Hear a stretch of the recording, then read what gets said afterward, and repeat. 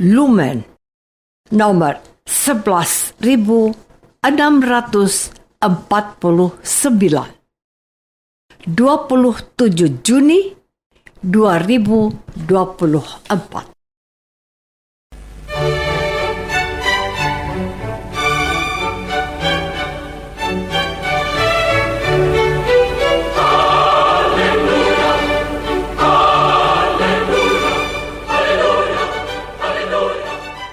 Saudara pendengar di segenap penjuru tanah air, selamat bergabung dengan Lumen Indonesia.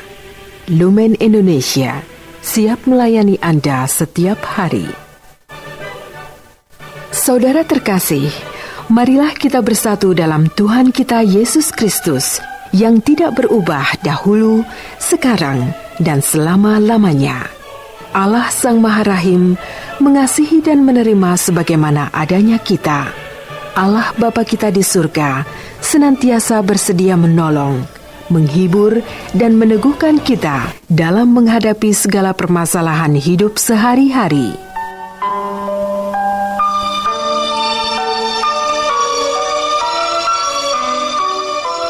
Saudara-saudari, marilah kita mendengarkan renungan dengan judul Melakukan Kehendak Bapa.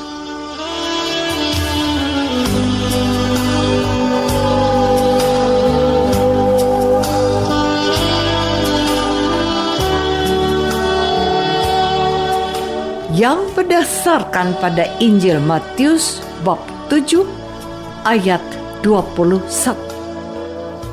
Yesus berkata, "Bukan setiap orang yang berseru kepadaku, 'Tuhan, Tuhan,' akan masuk ke dalam kerajaan surga, melainkan dia yang melakukan kehendak Bapa-Ku yang di surga."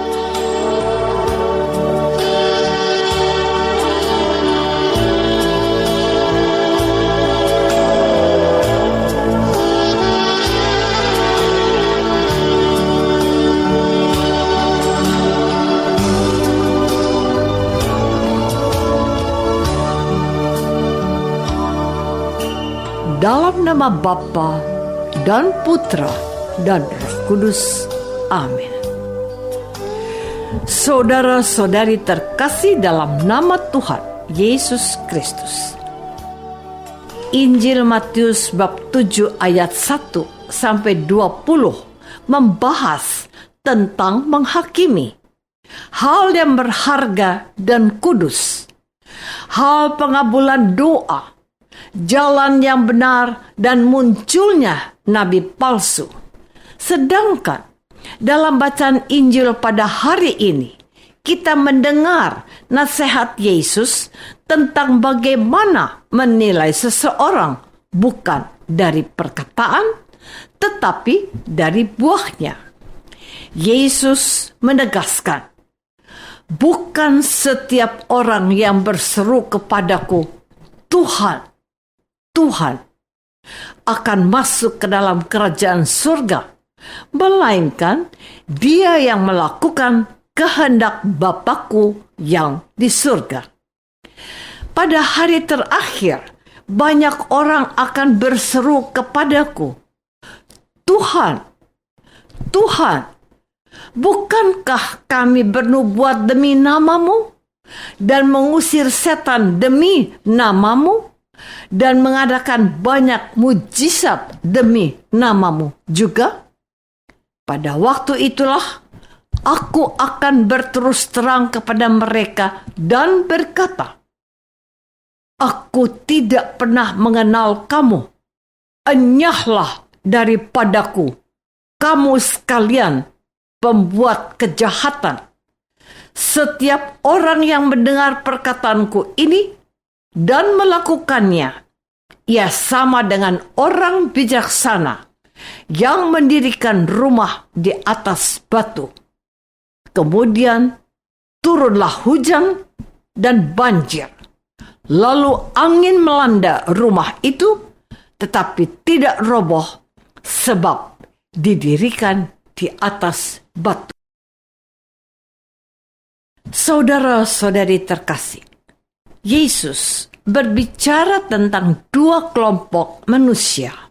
Yang pertama adalah orang-orang yang kelihatannya sangat giat dan bersemangat dalam mewartakan Injil. Dari mulut mereka keluar sabda Tuhan yang begitu sempurna. Bahkan mereka dapat mengadakan berbagai keajaiban dan mujizat. Tetapi kelompok pertama ini melakukan semuanya itu bukan dari dalam hati, melainkan hanya di mulut saja dan mempunyai niat yang kurang baik, yakni ingin dikenal dan mendapat pujian dari manusia. Bahkan mereka sendiri tidak melakukan apa yang mereka wartakan. Kelompok pertama ini diibaratkan oleh Yesus seperti rumah yang didirikan di atas pasar sehingga mudah roboh. Sedangkan kelompok yang kedua adalah orang-orang yang mungkin tidak dikenal oleh orang lain, tetapi secara diam-diam mereka melakukan perintah dan ajaran Tuhan. Kelompok yang kedua inilah yang diibaratkan oleh Tuhan Yesus sebagai rumah yang didirikan di atas batu, sehingga tidak akan mudah roboh. Saudara-saudari terkasih, melakukan kehendak Bapa di surga tidak sama dengan mengerti dan memahami kehendak Bapa. Supaya orang mengerti dan memahami apa yang menjadi kehendak Bapa, bisa jadi kita hanya cukup menyediakan waktu 1-4 tahun untuk kita mempelajari dan menghafal sabda Tuhan yang tertulis dalam kitab suci. Sabda Tuhan itu isinya adalah apa yang menjadi kehendak Allah. Sedangkan untuk dapat melaksanakan kehendak Bapa, kita membutuhkan waktu bertahun-tahun, bahkan seumur hidup pun kita belum tentu bisa melakukannya dengan baik dan benar sesuai dengan rencana dan kehendak Allah. Kita dapat melihat diri kita tidak cukup dengan niat saja. Jika kita ingin melakukan kehendak Bapa di surga, ibarat membuat rumah dari pasar dan batu. Lebih mudah dan lebih ringan membuat rumah dari pasir. Tetapi hasilnya bertahan sesaat saja. Namun demikian, ternyata masih banyak orang memilih cara yang gampang dan mudah walaupun cuma bertahan sesaat. Sedangkan untuk membangun rumah dari batu sangat sulit dan berat. Karena terasa amat sulit dan berat, maka orang-orang berusaha menghindarinya. Saudara-saudari terkasih, melakukan kehendak Allah Bapa ibarat membangun sebuah rumah dengan batu yang prosesnya pasti akan sulit dan berat. Sehingga hanya sedikit saja para pengikut Yesus yang mampu melakukannya. Bahkan ada banyak pengikut Yesus yang menyerah terlebih dahulu sebelum mereka mencobanya. Kita ambil contoh sederhana. Bagaimana kita melakukan kehendak Allah dalam hal berpuasa. Terkait dengan puasa resmi yang dibuat oleh Gereja Katolik pada masa Prapaskah, di mana kita dianjurkan berpuasa hanya pada hari Rabu Abu dan Jumat Agung. Tetapi walaupun hanya 2 hari, pada kenyataannya masih banyak umat Katolik yang terkadang sangat sulit untuk berpuasa pada 2 hari tersebut. kita umat Katolik dan Kristen lebih banyak dipengaruhi hal-hal dunia dengan lebih memilih jalan singkat dan mudah.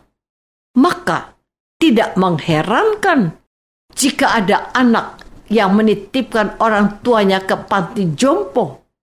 Mereka beralasan bahwa di panti jompo lebih terurus dan banyak temannya daripada di rumah mereka sendiri. Kita tidak bisa melakukan kehendak Allah untuk menghormati orang tua kita dengan memperlakukan mereka secara terhormat.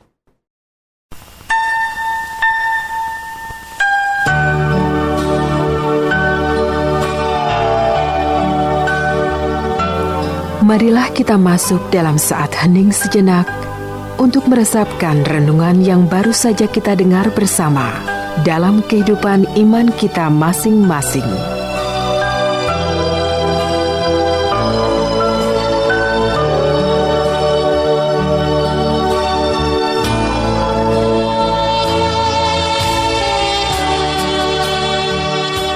Apakah kita sudah berusaha untuk melakukan kehendak Allah? Ataukah kita hanya memahami dan mengucapkannya di bibir saja? Marilah kita berdoa.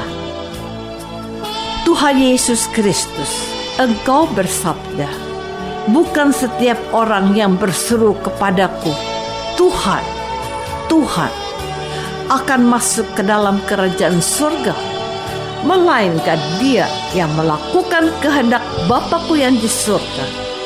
Berilah kami rahmat-Mu, supaya kami dimampukan untuk melaksanakan kehendak Bapa. Doa ini kami persembahkan dalam nama Yesus, Tuhan dan pengantara kami. Amin. Semoga kita semua selalu dinaungi dan dibimbing oleh berkat Allah yang Maha Kuasa. Dalam nama Bapa dan Putra dan Roh Kudus. Amin.